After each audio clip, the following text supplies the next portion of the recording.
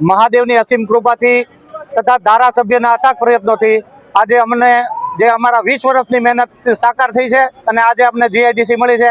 અમે ખૂબ જ આનંદ અમને થાય છે આજે, અને ખૂબ જ અમે એનો આભાર વ્યક્ત કરીએ છીએ ભારતીય જનતા પાર્ટીનો કે અમને જીઆઈડીસી આપી।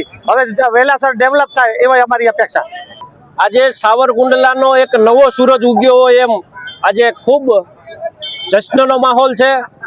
આજે રાજકોટ ખાતે પ્રધાનમંત્રીશ્રીએ વાઇબ્રન્ટ રિજનલમાં જે 7 જિલ્લામાં નવી 13 જીઆઈડીસીઓને મંજૂરી આપી, એ પૈકી અમરેલી જિલ્લામાં આપણે સાવરકુંડલા ખાતે ગોઘરિયાની ધજડી ખાતે આપણને એ જીઆઈડીસીની મંજૂરી આપવામાં આવેલી છે, જેની આપણને મુખ્યમંત્રીશ્રી અને નાયબ મુખ્યમંત્રીશ્રી બંને દ્વારા એની મહેનત અને ખાસ કરીને ધારાસભ્ય શ્રી મહેશભાઈ કસવાળા દ્વારા એની મહેનત આજે રંગ લાવી છે અને આપણને આ નવી જીઆઈડીસી આપણને મળી છે।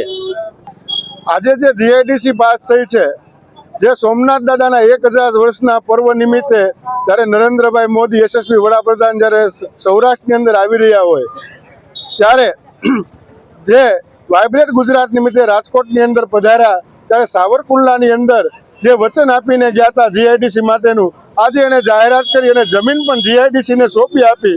એ જાહેરાત છે એ આજે યશસ્વી વડાપ્રધાને કરી હતી અને આપણા ધારાસભ્ય શ્રી મહેશભાઈ કસવાળાને યથાર્થ પ્રયત્નોથી અને ભૂપેન્દ્રભાઈ પટેલની સરકારની અંદર જે પણ અડચણો હતો એ ભૂપેન્દ્રભાઈ પટેલ મુખ્યમંત્રીશ્રીએ દૂર કરી અને આને જીઆઈડીસી સાવરકુંડલાને સુપ્રત કરેલ છે।